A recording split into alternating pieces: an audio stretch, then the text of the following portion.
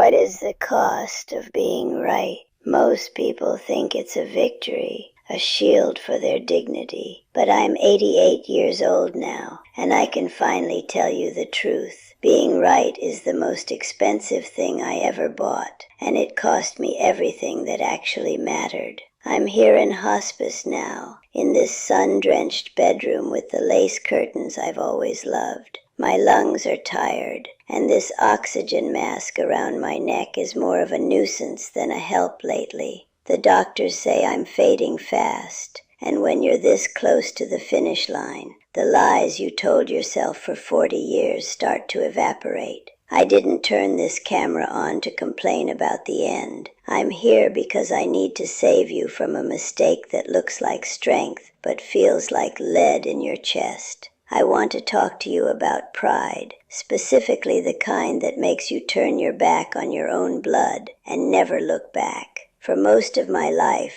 I was known as a woman of principle. People in town would say, "Martha doesn't budge once she sets her mind." I took that as a compliment, a badge of honor that I wore like a heavy winter coat, even in the middle of July. I thought standing my ground was the same thing as having character, and I spent 4 decades proving that I was the one who couldn't be broken.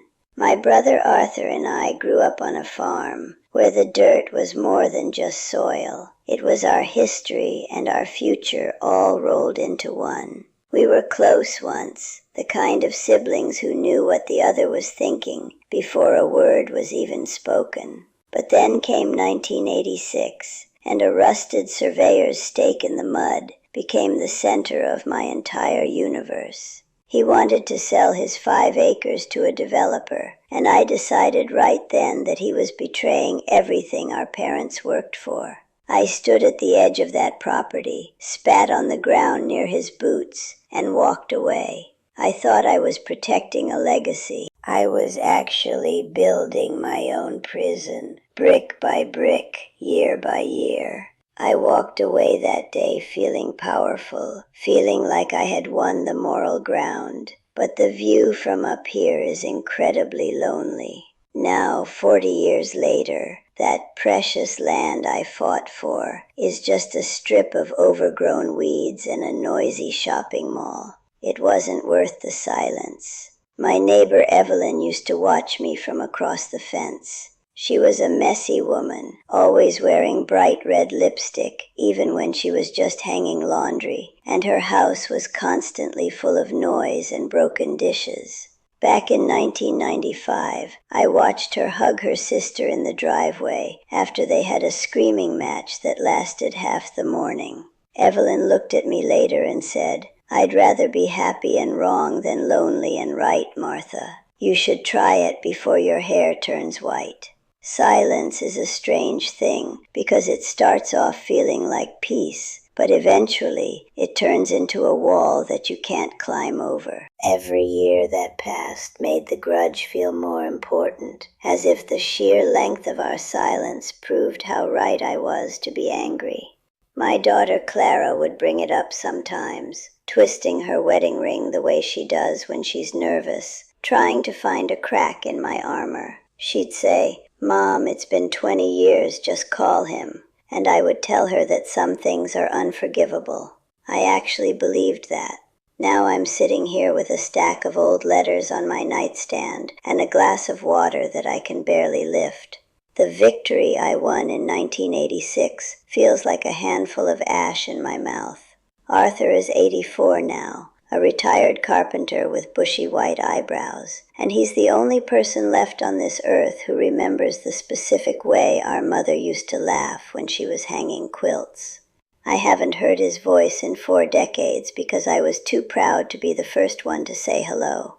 Is there someone in your life right now that you aren't talking to because of a principle? I want you to look at whatever it is you're fighting over and ask yourself a very simple question. If you were in this hospice bed today, would that piece of dirt or that hurt pride still be worth the silence? In 1986, I decided that being right was more important than being happy. I was 58, full of fire, and convinced that my pride was the only thing I truly owned. I thought standing my ground made me a queen, but I was really just building a wall. My brother Arthur wanted to sell his 5 acres of the family farm. Our parents had bled for that land, and the thought of some developer putting up a strip mall felt like a slap in the face to their memory.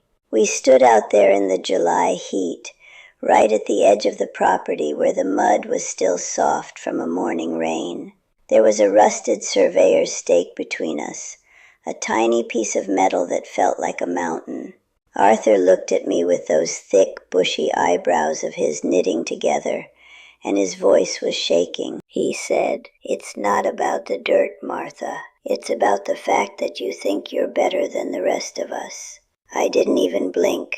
I just looked at him with all the coldness I could muster, and told him that if he signed those papers he was dead to me. I meant every word. I spat on the ground near his boots and walked away. That was it. One gesture, one choice, and 40 years of shared history vanished into the humid air. I felt powerful as I walked back to my porch, like a soldier who had successfully defended a fortress against an invader.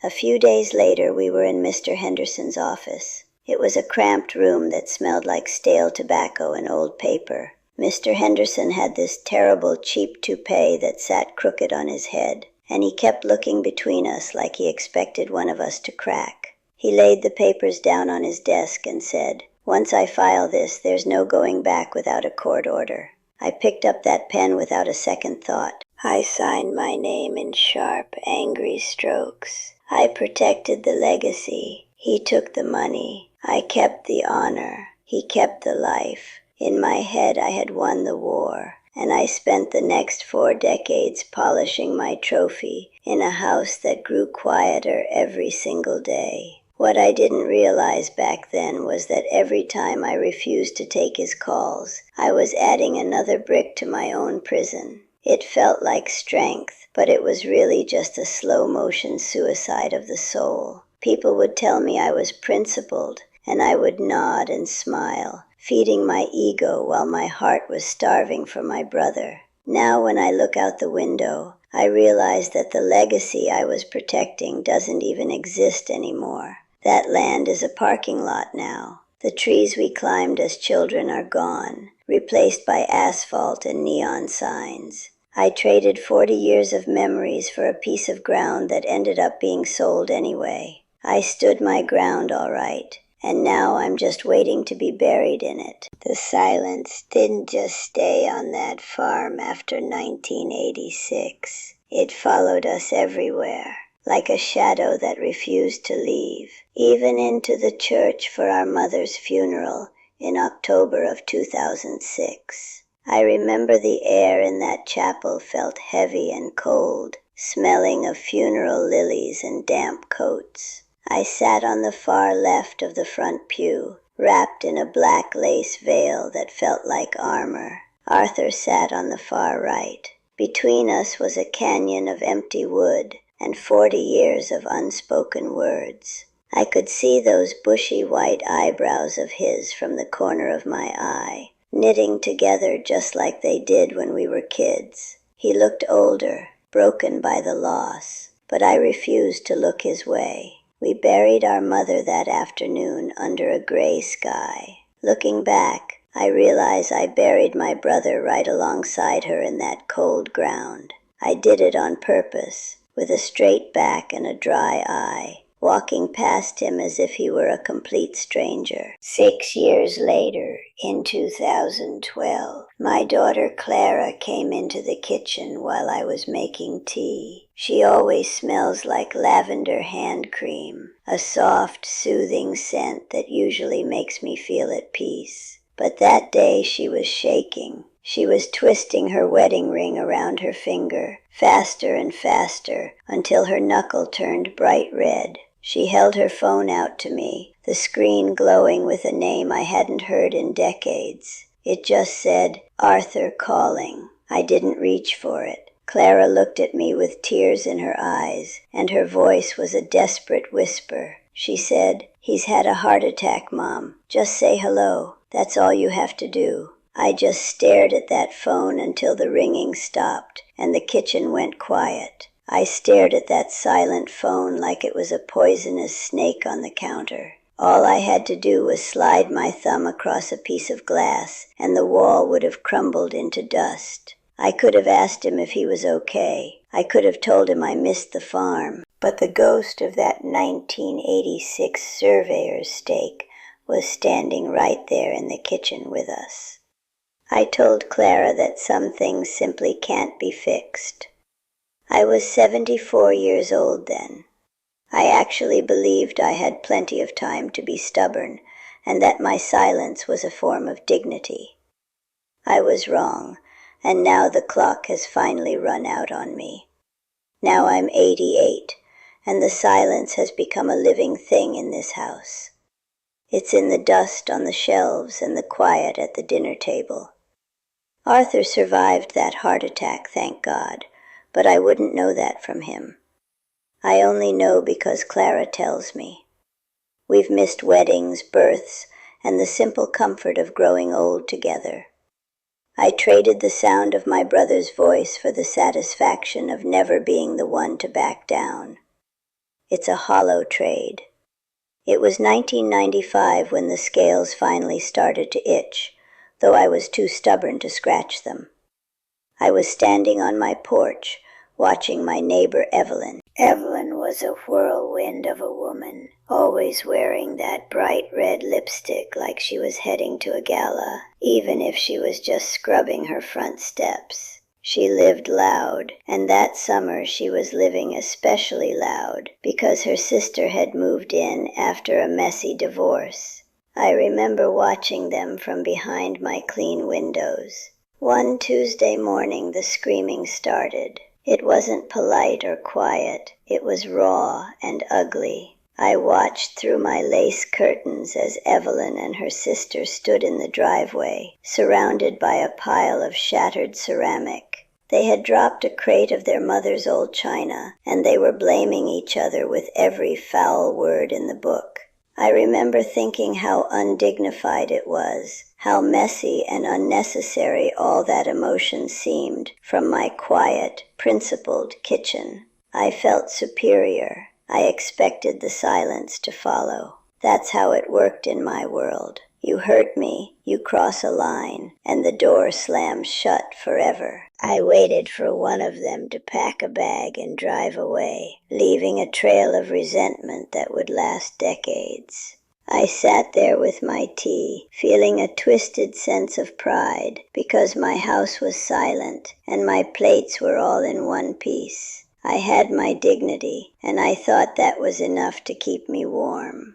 But then the most ridiculous thing happened. 10 minutes later, they weren't packing bags. They were sitting on the driveway floor, right in the middle of all those sharp, broken pieces, and they were laughing. They were literally holding on to each other, tears streaming down their faces, reaching out to touch each other's shoulders. They had traded their anger for a hug before the dust from the broken plates had even settled on the pavement. They chose each other over the broken things. It made my stomach turn with a jealousy I couldn't name. I was nearly 70 years old, and I realized I didn't have a single person I could break a dish with and still love 10 minutes later. My pride kept my kitchen cabinets full, but it kept my life completely empty. I had the right to be angry at Arthur, but Evelyn had the joy of a sister. I was right, but she was loved. The silence in my house suddenly felt like a threat. Evelyn saw me watching from the porch later that evening. She walked over to the fence, still wearing that smeared red lipstick, and she looked at me with eyes that had seen way more of the world than mine ever would. She leaned against the wood and said, "I'd rather be happy and wrong than lonely and right, Martha. You should try it before your hair turns white." She didn't say it to be mean. She said it because she could see the frost. That's the secret nobody tells you when you're young and full of fire. They tell you to stand your ground. They tell you to never let anyone walk over you. but they never mention that the ground you're standing on can turn into a desert if you don't let anyone else walk on it with you. I went inside that night and looked at the phone, but my hand felt like it weighed 1,000 pounds. I wasn't ready to be wrong yet. Now, lying here, the memory of those broken dishes is clearer than the deed to the farm. Evelyn died 3 years ago, and her house was so full of people for the wake that they had to spill out onto the lawn. Me? I'm dying in a very clean, very quiet room. My pride is still here, sitting in the corner like a loyal dog, but it doesn't know how to hold my hand. It doesn't know how to say my name. 2 weeks ago, Clara found that old yellow deed map from 1986. It was tucked in the bottom drawer of my nightstand, smelling of dust and forgotten battles. I held it in my hands and felt a strange, cold shiver. This brittle piece of paper was my victory. This was the land I broke my family to protect. I asked Clara to drive out there, just to take a look at the northwest corner where that rusted surveyor's stake used to be. I wanted to hear that the trees were still tall and the soil was still rich. She didn't want to go at first, but she came back an hour later with a look on her face that I'll never forget. She didn't even take off her coat. "Mom," she said, her voice sounding small in this quiet room, "there's nothing left to see." She told me there's a massive parking lot there now, stretching across the very spot where I spat on Arthur's boots. There's a discount clothing store where our mother's garden used to grow, and a noisy fast food joint sitting right on top of our childhood memories. The land I called sacred and untouchable was sold to a corporation the moment the taxes got too high. I spent 40 years guarding a ghost. I traded my brother's voice for a strip of asphalt and a neon sign. It's a ridiculous, ugly trade that makes my stomach turn even now. I look at that map now and I see a map of my own stupidity.